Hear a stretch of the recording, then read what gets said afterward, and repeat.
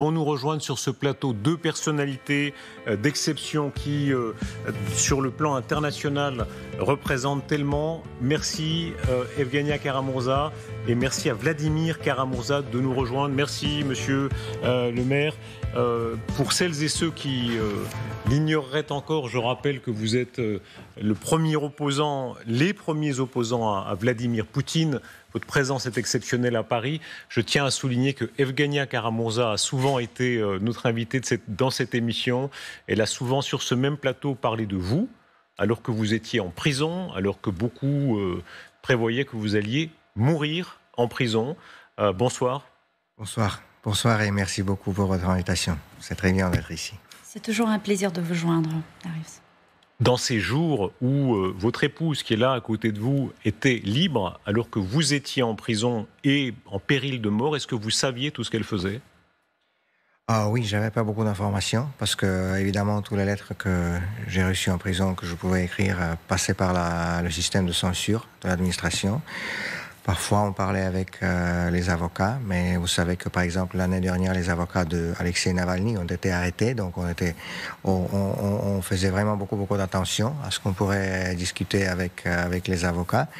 En fait, l'une de mes avocates parle très bien français et quand on voulait se dire quelque chose rapidement et quelque chose d'important pour que l'administration ne comprenne pas, et il y avait un vitre et on avait des téléphones, évidemment qu'ils écoutaient tout. C'est extraordinaire. Le français était la langue secrète. Oui, le français, c'était très utile pour moi en Sibérie, à la prison de haute sécurité. Et donc, évidemment qu'ils pouvaient trouver des interprètes, mais ça allait prendre du temps quand même. On va parler de la dimension politique, de ce que vous faites, de votre avenir, des risques qui pèsent encore sur vous. Un mot d'abord sur le goût de la liberté. Tout le monde se rappelle ce moment où vous avez été libéré.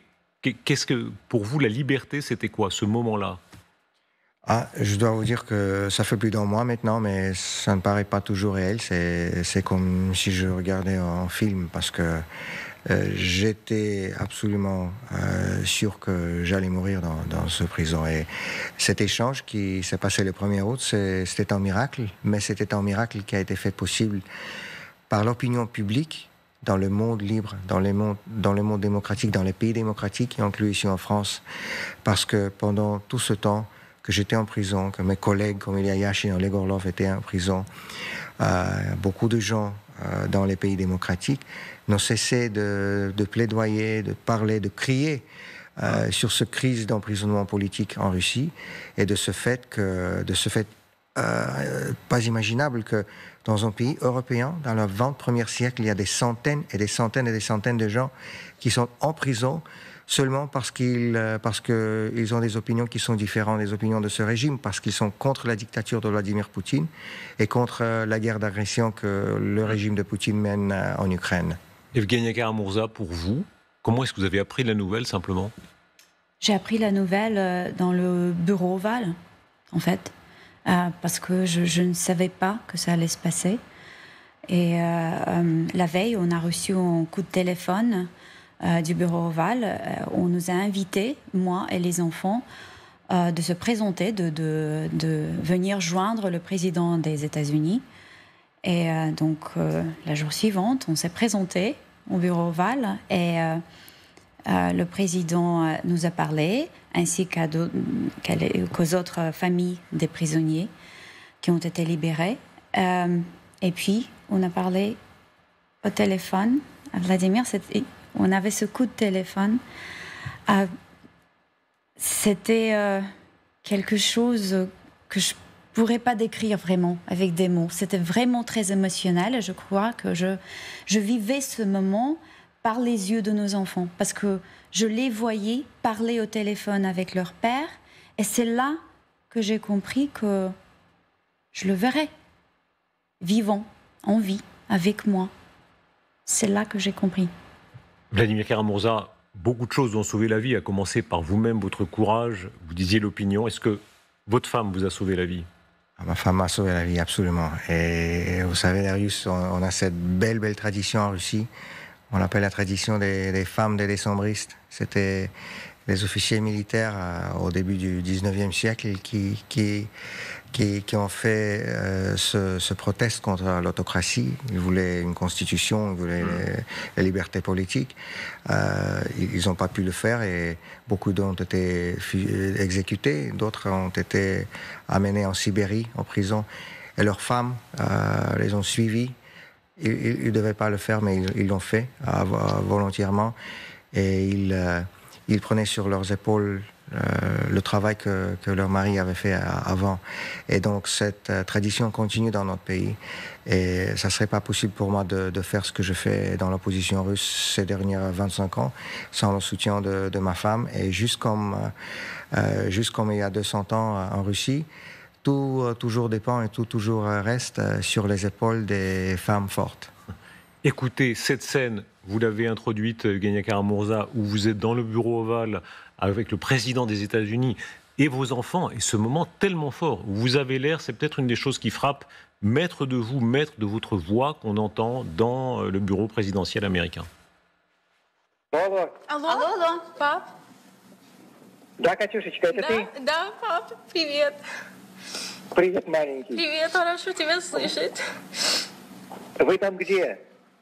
We're in the Oval Office. No one is strong enough for this. I was sure I'm going to die in prison.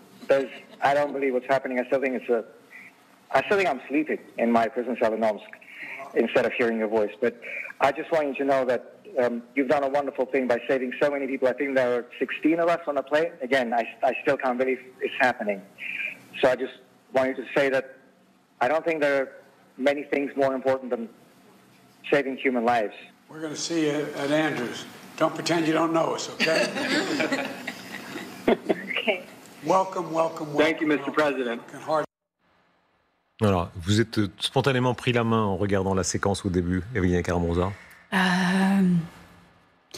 Je crois que à chaque fois que je regarde cette vidéo, j'ai des larmes aux yeux parce que, vous savez, d'un côté, j'ai retrouvé mon mari, le père de mes enfants. Il est là, avec nous, en vie. Donc, je ressens cette joie énorme. Et de l'autre côté, j'ai le cœur brisé pour toutes les familles qui sont toujours séparées, toutes les familles des prisonniers politiques en Russie, toutes les familles des otages civils ukrainiens, tous les enfants ukrainiens volés. Et donc, j'ai des sentiments vraiment mixtes. Et je crois que je vais y penser toujours en regardant cette vidéo de Vladimir parlant à nos enfants. Et c'est pour ça aussi que je continue, que c'est mon devoir de continuer ce combat pour les autres prisonniers politiques, pour que les familles puissent se retrouver, les enfants puissent retrouver leurs parents, les parents puissent retrouver leurs enfants. Pendant combien d'années vos enfants ne vous avaient-ils pas vu? On a vu là vos enfants. J'étais en prison 2 ans et 3 mois. C'était interdit d'appeler ma famille. Les appels téléphoniques ont été interdits.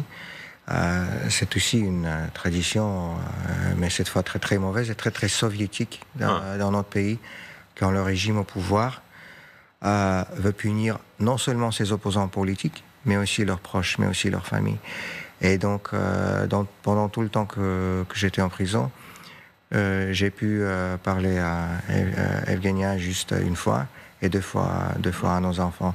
Mais je veux dire que c'est très important que Genia vient de dire, parce que moi, maintenant que j'ai été sauvé de cet enfer, de ce goulag moderne de Vladimir Poutine, je me réveille chaque matin en sensant cette responsabilité envers tous ceux qui restent toujours là-bas. Parce qu'en Russie d'aujourd'hui, il y a plus de prisonniers politiques que dans les dernières années de l'Union soviétique. Que vous ont dit vos enfants quand vous êtes sortis la première fois où vous les avez revus, non pas à distance ou au téléphone, mais en vrai? Je crois pas qu'il y ait eu beaucoup de mots, en fait. On s'est embrassés et c'était quelque chose que je pourrais pas mettre en mots dans n'importe quelle langue que je connais. Dans l'histoire des prisonniers politiques, il y a beaucoup de prisonniers politiques, on pense à Mandela. Il y en a eu beaucoup d'autres pour lesquels ça a été une marche vers le pouvoir. Est-ce que vous y pensez aujourd'hui? Est-ce que vous estimez, vous êtes premier opposant à Vladimir Poutine, est-ce que vous estimez qu'il existe une alternative, que vous la représentez?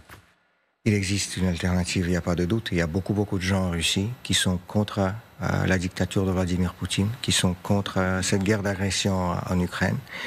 Et ce sont ces gens-là qui représentent l'avenir de la Russie, un futur démocratique européen de la Russie.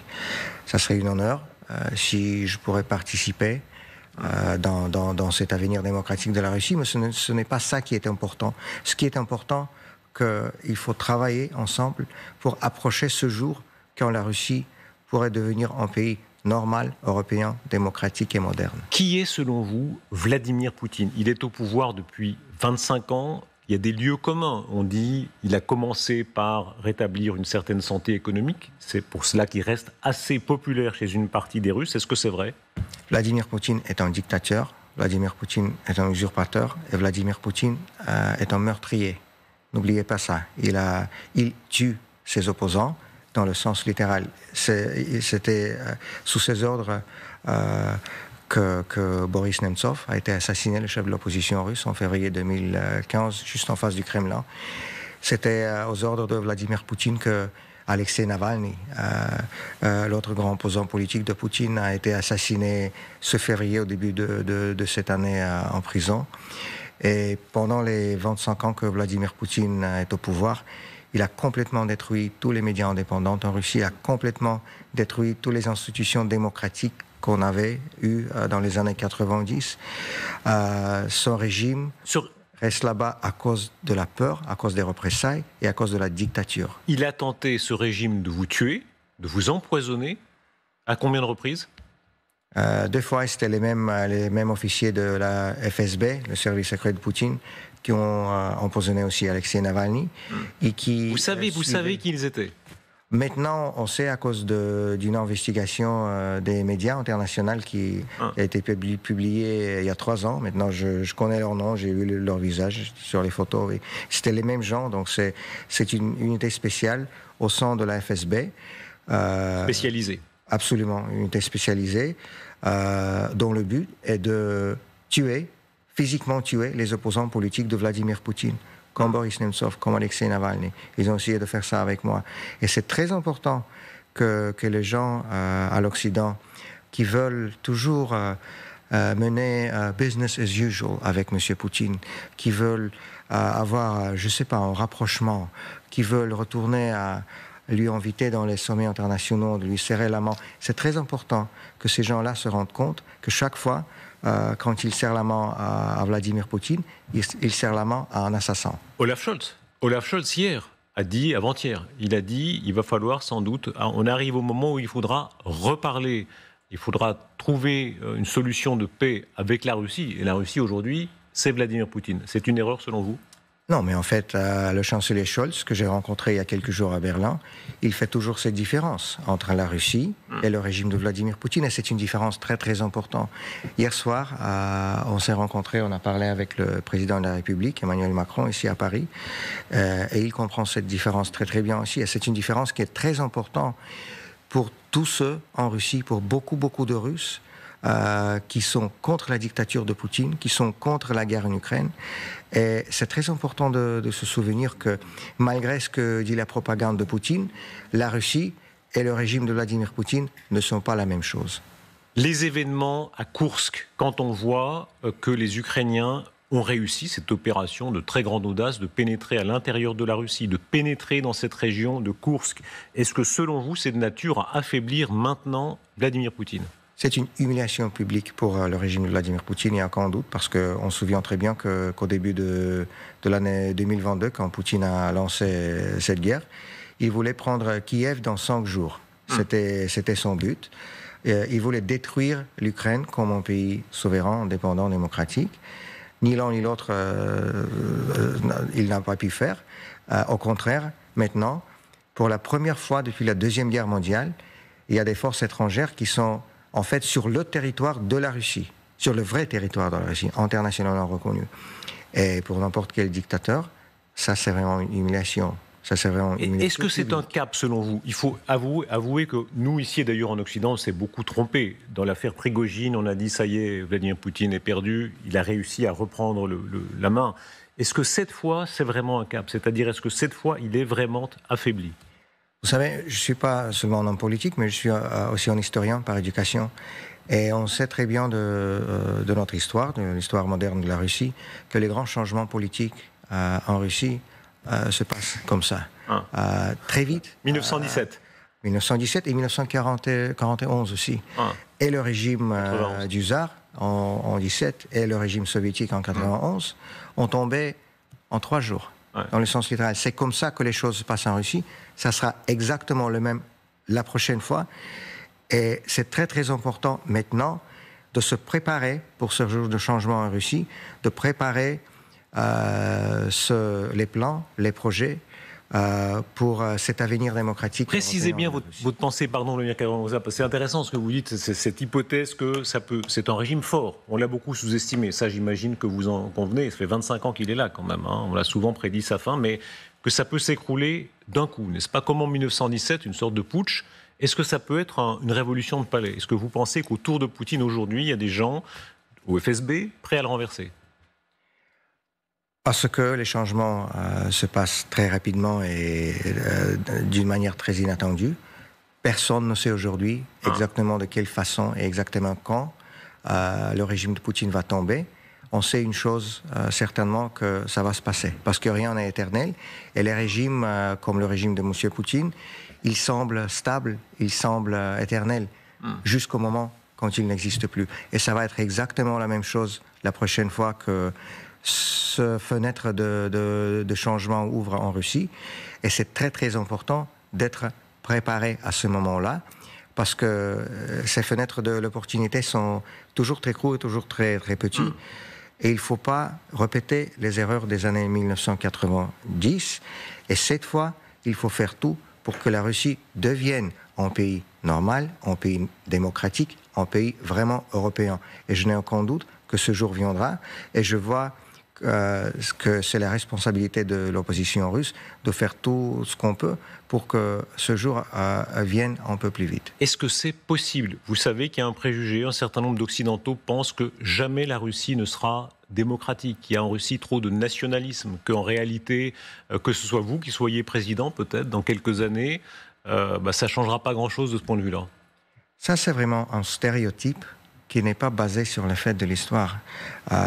On disait ça de beaucoup de pays en Europe. On disait ça de l'Espagne, on disait ça de l'Allemagne. Regardez ces pays aujourd'hui. Ils sont des pays démocratiques et libres. Il n'y en a aucune raison pourquoi la Russie ne peut pas devenir un pays démocratique. En fait, c'est du racisme de dire des choses comme ça. Parce que le peuple russe n'est pas même mieux, mais non plus n'est pas pire que d'autres peuples européens. Et je suis absolument convaincu que la Russie sera un pays démocratique, moderne et vraiment européen. Et ça sera dans les intérêts de toute l'Europe. Votre regard sur ce régime, sur cet homme, on a beaucoup dit, c'est un ancien officier du KGB, des lieutenants-colonels du KGB, il vient un peu du communisme et en même temps il y a des dimensions très nationalistes. D'ailleurs, il plaît souvent aux ultranationalistes en Europe de l'Ouest. Qu'est-ce que c'est? Est-ce qu'il y a une idéologie pour vous? Là, on le voit qui embrasse les icônes, ce côté conservateur. Est-ce qu'il y a une idéologie, Poutine? Oui, et en même temps qu'il embrasse les icônes, moi, par exemple, je n'étais pas permis à aller à l'église à présent. Donc tout ça, c'est l'hypocrisie. Tout ça, c'est juste pour le public. Comme vous avez dit exactement, c'est quelqu'un qui est un ex-officier de KGB soviétique. Et on sait cette organisation, on sait bien qu'est-ce qu'il faisait pendant des décennies et décennies contre notre peuple en Russie, contre d'autres pays et d'autres nations.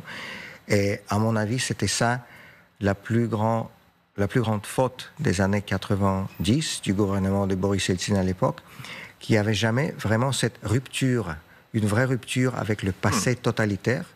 Et c'est à cause de ça qu'on voit des conséquences qu'on voit aujourd'hui, parce que l'histoire nous montre très très clairement que si le mal n'est pas publiquement réfléchi, si le mal n'est pas publiquement condamné, il va revenir. Et c'est ça qu'il faut rendre en compte la prochaine fois, quand il y aura le moment de changement en Russie. Il ne faut pas qu'on répète cette erreur.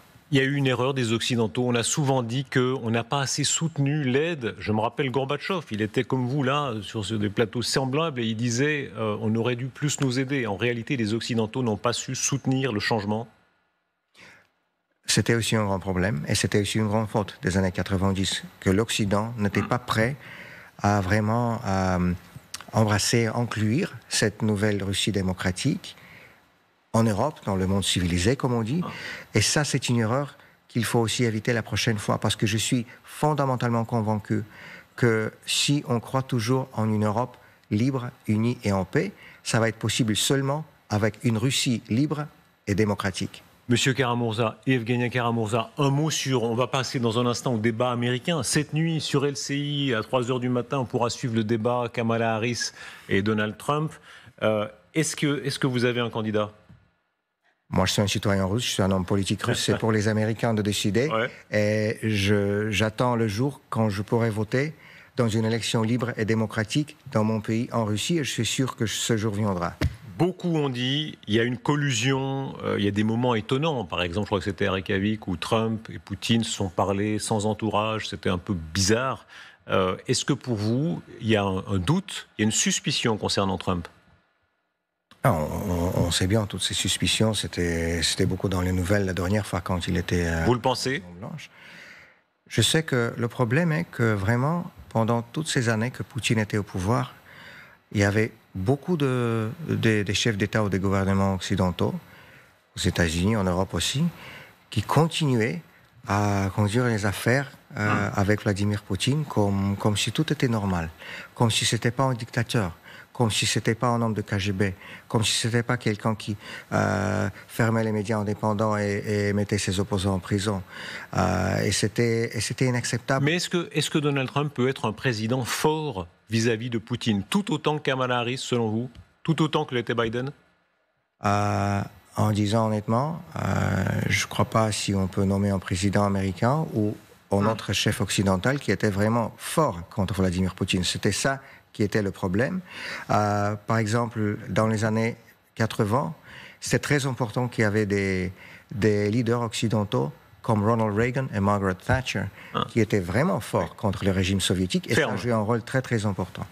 Merci beaucoup Evgenia Kara-Murza et Vladimir Kara-Murza. Vous êtes prêts au pouvoir ? Franchement, si demain Vladimir Poutine tombe, vous avez dit, ça peut arriver peut-être très vite, ça peut arriver aussi dans de nombreuses années, vous êtes parmi les candidats les plus naturels.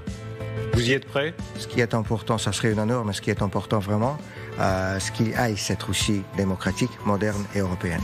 Merci beaucoup à l'un et à l'autre. Et merci encore à Evgenia Kara-Murza pendant si longtemps d'avoir sur nos plateaux, mois après mois, représenté aussi ce que vous défendez. Merci à l'un et à l'autre.